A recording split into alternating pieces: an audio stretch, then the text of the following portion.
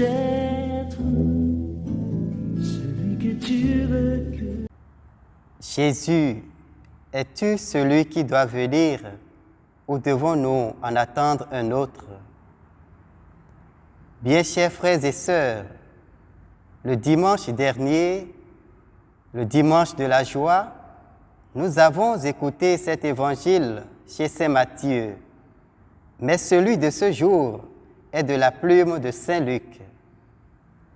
Avec une touche particulière donnée au contenu du message de ce récit, Saint Luc n'a pas évoqué comme Matthieu l'emprisonnement de Jean-Baptiste, qui serait l'un des motifs de sa question adressée à Jésus.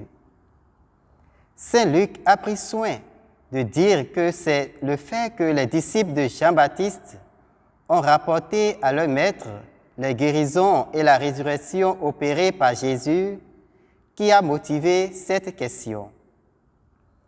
Ainsi, dans l'évangile que nous venons d'écouter, Luc nous parle de Jésus comme le Messie qui vient.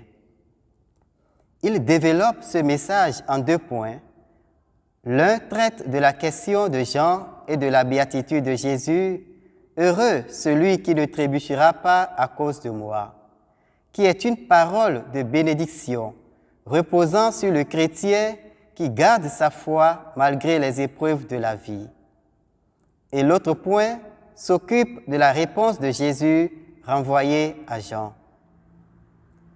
En effet, le premier point met en scène la fin de la mission de Jean comme précurseur du Messie et qui a bien vu en Jésus le Messie attendu.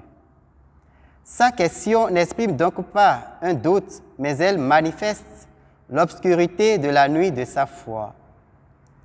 Cette obscurité vient de ce que Jean et certains de ses contemporains ont compris le Messie comme un personnage politique et justicier. Vu que Jésus ne répond pas à ce profil, parce qu'il guérit et ressuscite les morts, il est donc inéluctable que cela provoque une nuit de la foi.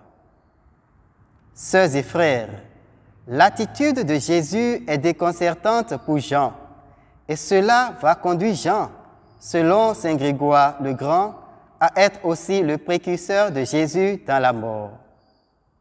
En ce qui nous concerne aujourd'hui, il y a des souffrances qui peuvent rendre obscure notre foi au Christ pour un moment.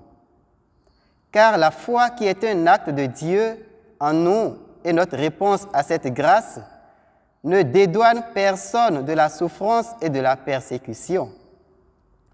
La souffrance nous invite à approfondir notre connaissance de Dieu et à l'aimer plus profondément, comme les fils d'Israël en exil à Babylone l'ont fait, à travers le cantique écouté dans la première lecture. Jean de la Croix, dont nous faisons la mémoire aujourd'hui, a compris cela. Religieux carme du XVIIe siècle, il a voulu adopter comme Thérèse d'Avila, réformatrice du Carmel, la première règle de vie de leur institut religieux, mais il rencontra l'opposition violente de ses supérieurs. La persécution qu'il a connue l'a conduit à un renoncement total de lui-même et à un extraordinaire amour de la croix. Puisse son exemple nous encourager dans notre préparation aux fêtes de Noël qui approchent. Sœurs et frères, le second point de cet évangile expose les actions de Jésus qui sont pour Luc les œuvres propres du Messie de Dieu. Le Messie incarné par Jésus va au-delà des attentes du peuple juif. Les Juifs attendaient un Messie triomphateur de l'occupant politique, mais Jésus est le Messie de Dieu. Son attitude est absolument divine et non celle que ceux qui l'attendent ont créée et systématisée et voudraient qu'il y entre. Comme Christ de Dieu, il fait tout à la manière divine, par sa proximité et sa solidarité avec les joies et les souffrances des hommes en les transformant. Il guérit les aveugles, il guérit les boiteux, il guérit les estropiés et ressuscite les morts. Sœurs et frères, le centre de cette attitude divine de Jésus est de nous enseigner et nous guérir. Lorsque saint Luc évoque ces actions de Jésus, il signifie que la figure du Christ qui se réalise dans l'homme Jésus est une proposition permanente de Dieu faite aux hommes pour les sauver. Jésus est celui qui doit venir, qui est venu et qui reviendra. Nous n'avons plus à attendre un autre. Il est toujours présent dans notre vie et continue ses actes de puissance. Il pose toujours ses actes dans son Église, à travers ses sacrements et dans le monde.